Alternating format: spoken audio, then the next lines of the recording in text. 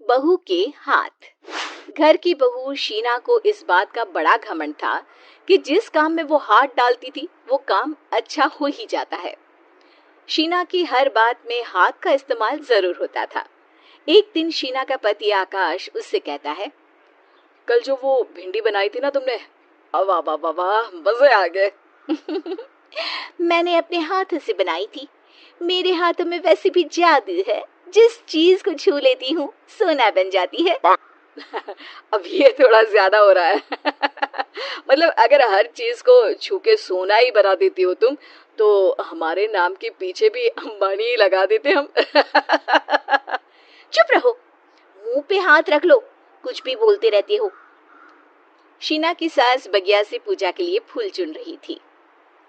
सुंदर, अति सुंदर, कितने प्यारे गुलाब के फूल हैं। भगवान जी खुश हो जाएंगे।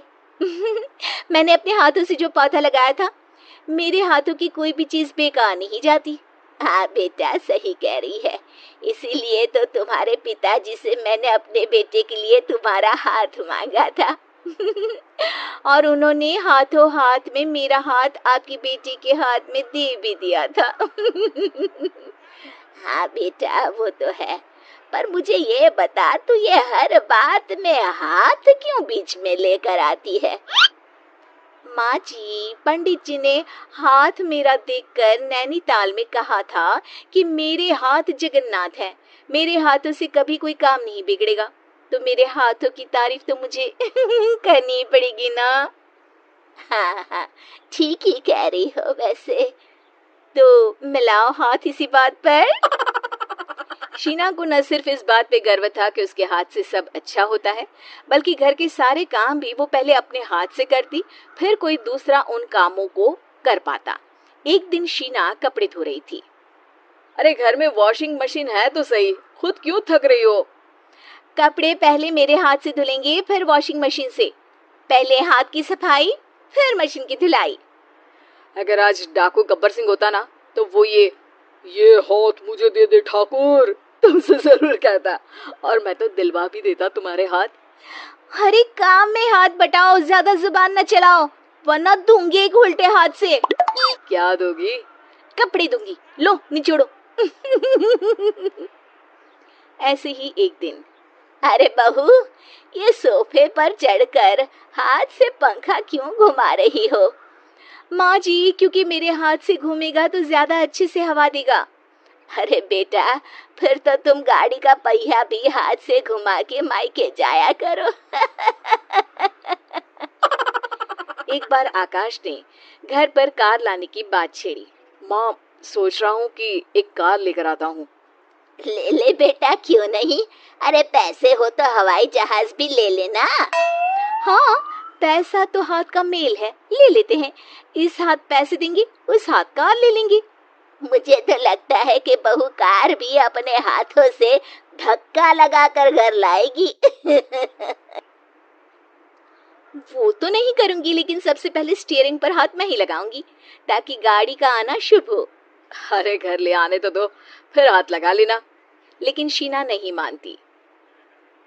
अगले दिन ही सब कार लेने जाते हैं। शीना सेल्समैन से कहती है, भैया ये कार बहुत पसंद है, पैक कर दो। अरे ओ भाग्यवान, 2 मीटर कपड़ा नहीं है जो पैक करवा ले, जरा चला कर तो देखने दो। यस सर, बिल्कुल, टेस्ट ड्राइव कीजिए ना। अरे नहीं नहीं, सबसे पहले मैं हाथ लगाऊंगी गाड़ी को, मेरे हाथ अच्छे हैं। अरे यार, हाथ तो मैं भी धोता ही हूँ, और आजकल तो सैनिटाइजर से भी धोता हूँ। मेरे काम में हाथ ना अड़ाओ। अरे टांग ना अड़ा होता है भाग्यवान, हाथ नहीं। शीना ड्राइविंग सीट पर बैठ जाती है और आकाश उसे गाड़ी के फंक्शन समझाता है। देखो शीना, ध्यान रखना, ये है स्टीयरिंग, इससे राइट लेफ्ट जाएंगे, ये है एक्सेलरेटर, इससे स्पीड कंट्रोल कर सकते हैं, और उसी के पास में है ब्रेक, जो तुम्हारी जुबान में शायद मिसिंग है। ठीक है, ज्यादा भी सिखाने की जरूरत नहीं है।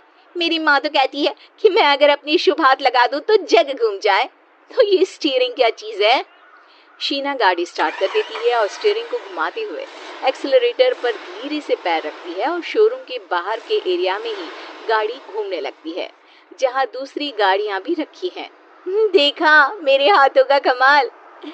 अब ब्रेक दबा दो, आगे गाड़ी है। शीना आगे गाड़ी देखकर घबरा जाती है और पाँव गलती से एक्सीलरेटर पर पड़ जाता है। कार आगे खड़ी एक बड़ी गाड़ी में घुस जाती है। दोनों कार से उतरते हैं। सेल्समैन भागते हुए आता है। अरे 7 लाख की गाड़ी खरीदने आए थे और 15 लाख की गाड़ी ठोक दी। Oh my God. आकाश की माँ, आकाश और शीना घबरा जाते हैं। इतना सारा पैसा कहाँ से आएगा? तभी वहाँ मैनेजर भी आ जाता है। पूरा माजरा समझता है। अरे टेंशन मत लीजिए, गाड़ियों का इंश्योरेंस था। आप जो कार लेने आए थे वही खरीद लीजिए। पर मैडम, जब तक आप सीख ना ले तब तक गाड़ी मत चलाइएगा। अभी तो आपने गाड़ी बस ठोकी है, जिसका बीमा भी था, लेकिन सड़क पे चलते हर इंसान का बीमा नहीं होता। अरे मेरे हाथों से ठुक भी गया ना तो उसकी जिंदगी बन जाएगी, और अगर चला भी गया तो स्वर्ग ही पाएगा। मैनेजर साहब, मेरे हाथ में कोई दिक्कत नहीं है, वो तो बस पाँव गलत जगह पर चला गया था। शीना की बात सुनकर आकाश अपना सर पीटता है और उसकी सास अपने हाथ से खुद का मुंह छिपा लेती है और मैनेजर हाथ जोड़कर माफी मांग लेता है।